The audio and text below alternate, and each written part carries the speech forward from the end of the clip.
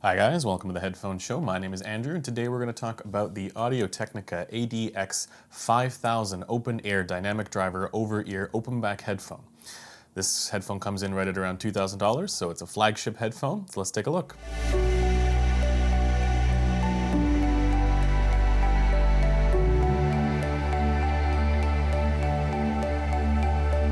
Once again, this review is made possible by the guys over at headphones.com. I'll leave links to the ADX5000 below, as well as a link to the community forum. Just like with my other reviews, we're going to go over the build quality, design, and comfort. Then we're going to talk about technical performance, so that's detail retrieval, speed and dynamics, soundstage and imaging, and timbre.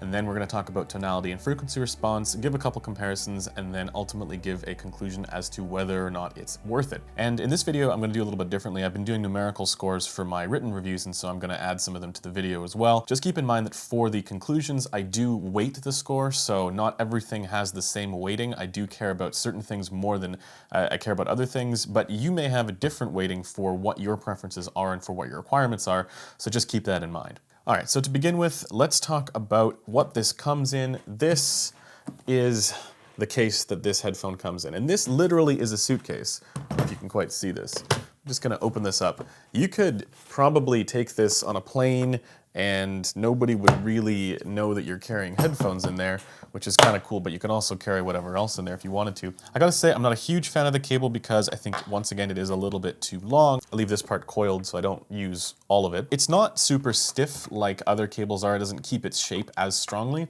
but it's still not my favorite. I really prefer the cables that come with some of the Odyssey headphones, actually. For the connectors on the cable, this is a unique system. It reminds me a little bit of the MMCX connectors, but I think this one, they call it the A2DC connector, which I haven't actually seen this before. I don't know how successful you'd be at finding aftermarket cables to replace this one with, unless they're made specifically for this headphone, which maybe there would be.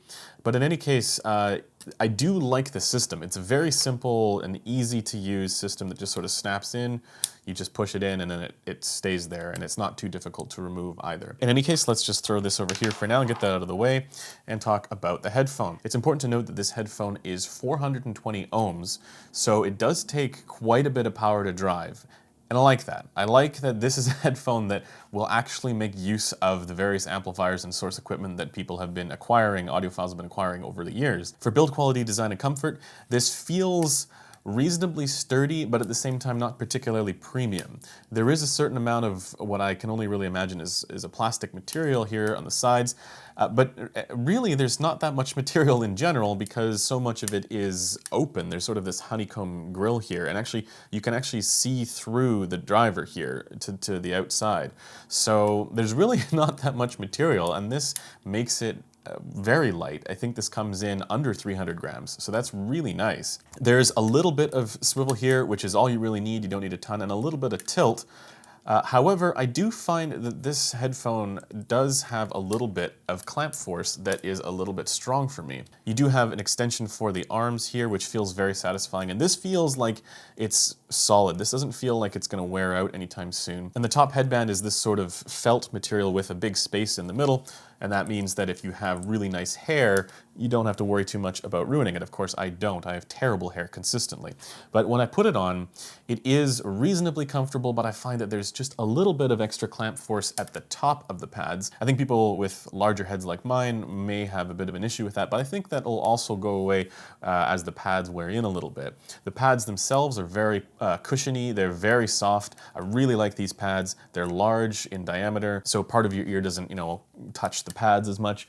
And I really like the way that this feels. It could have had a little bit less clamp, and maybe that'll lessen over time, but for the most part, yeah, it gets a pass there. So for build quality, design, and comfort, we're giving this an 8 out of 10. All right, so let's talk about technical performance for this headphone. And remember, this is an open-back dynamic driver headphone. The driver is using a tungsten-coated system. The idea is that it adds extra stiffness and rigidity to the driver, meaning that it does a better job of detail retrieval and is also able to reproduce those higher frequencies as well. For detail retrieval, this reminds me very much of the Sennheiser HD800 and HD800S.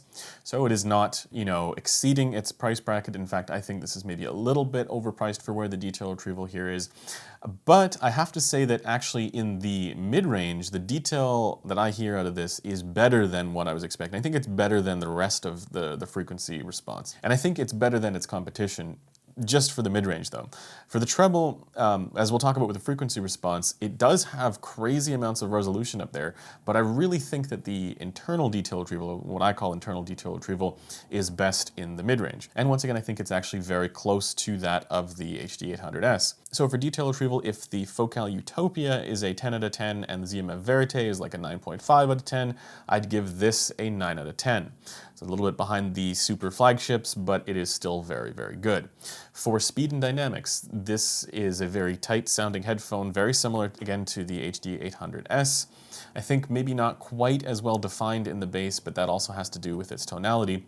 And for its macrodynamics, so that slam or punch or impact, I find it to be, once again, maybe a little bit better than the HD-800S, but also still behind the Focal Clear and a lot of those Focal headphones that punch a little bit harder. So for speed and dynamics, I also give this an 8 out of 10. For Soundstage and Imaging, this is a lot closer to the HD-800S compared to the Focal Clear. This is a very spacious and large presentation, but not quite on the same level as the HD-800S. It doesn't have quite as far a throw. I find that the soundstage is laterally very well defined, and then as it comes forward, there's not as much depth forward in front of me, even though there is good depth left and right. So it does actually sound like you're sitting at a concert several rows back, but not as far back as something like either, you know, the HD-800S or the ZMF Tour or one of those, you know, crazy soundstage headphones. While the imaging is very evenly placed and it fills in the whole stage, I do also find that it's not quite as surgical and well defined as some of those crazy flagships like the Focal Utopia, but I do think that it is still one of its strong points here. So I'm going to give the soundstage and imaging an 8.5 out of 10. For timbre, that's actually the category where I'm going to take some marks off of the ATH-5000. There is a little bit of an artificial edge to certain tones. Not a lot, not enough where it intrudes on detail or intrudes on any of the music that you're listening to, but it is something that is noticeable. So in fact, I think this may be more noticeable for anything that tokens upper, mid-range, lower treble frequencies, or also treble frequencies, but that is also one of the areas where I do hear quite a bit of detail. So it might just be the trade-off that's required to get this headphone to have as much detail as it does. In fact, there are times when the ATH-5000 sounds like one of those high-end planar magnetic headphones. It reminds me of the timbre that's going on for some of those, which is different from those more kind of laid back and natural sounding headphones like the ones from ZMF. For timbre, I'm going to give it maybe a 7 out of 10. Now let's get into frequency response and tonality. Once again, if anybody is new to frequency response or wants to learn more about how this stuff works or what it means, check out some of the links below where you can become an expert on the way headphones measure as well. This way what I'm describing here will start to make a little bit more sense. This headphone, while it does have quite decent bass presence, is a little bit more counterclockwise tilted, so that means it's a little bit brighter than I like. There is a decent amount of bass presence here, even though it does roll off at a similar range that many open back dynamic driver headphones do.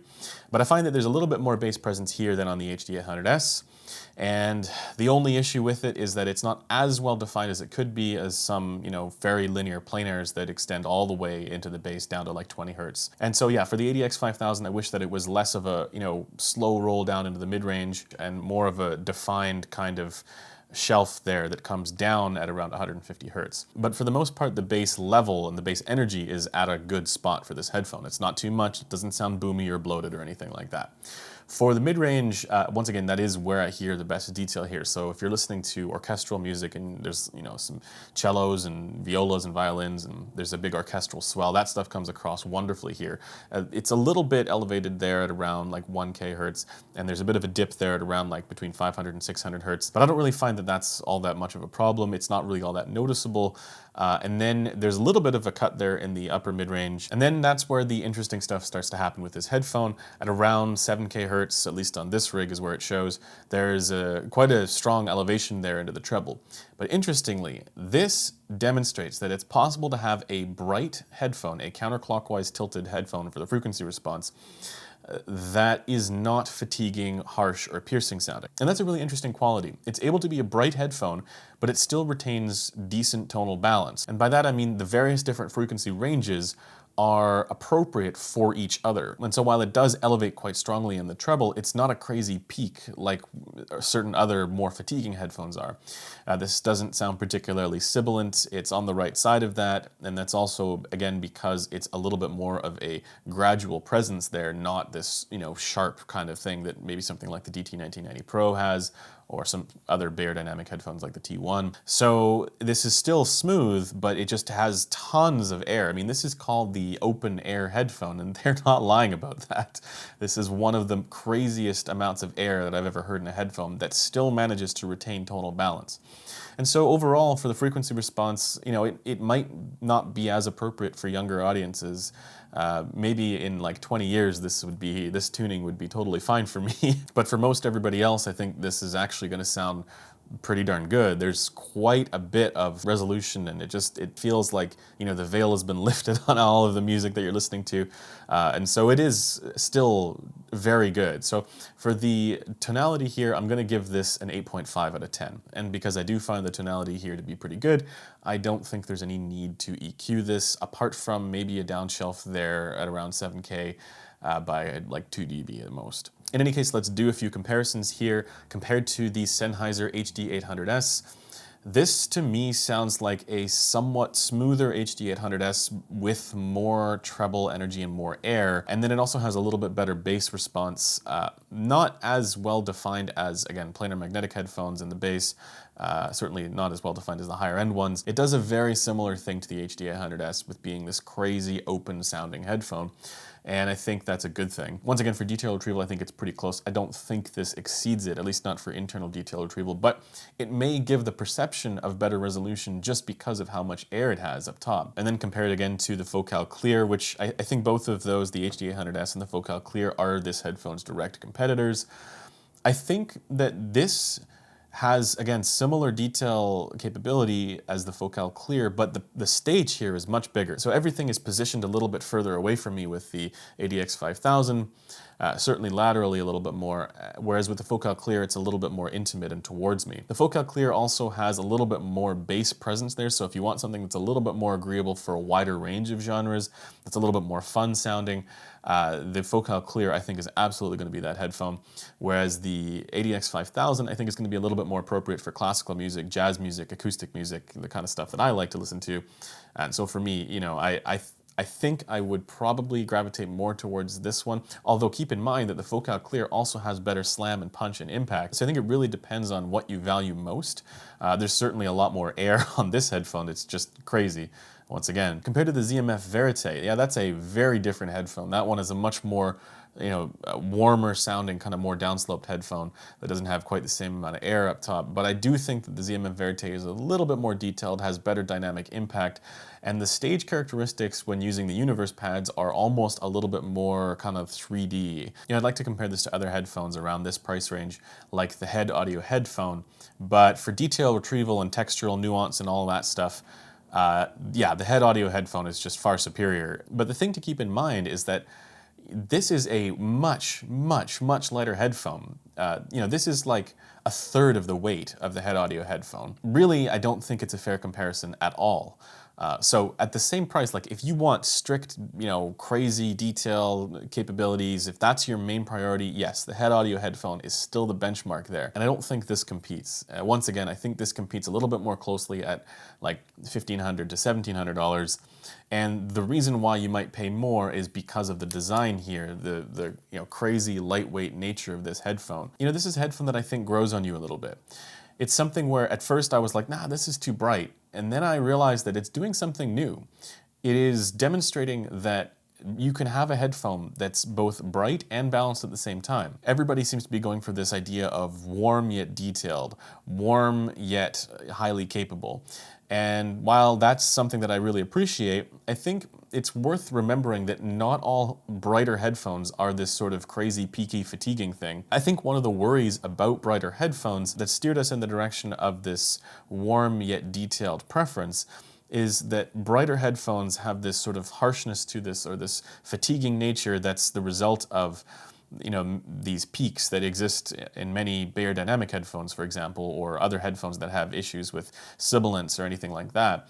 And the ADX5000 demonstrates that that isn't necessarily the case. It doesn't sound bothersome the way that some of those other headphones do. In fact, this doesn't sound shrill in places where the HD800S sounds shrill as well. So do I recommend the ADX5000?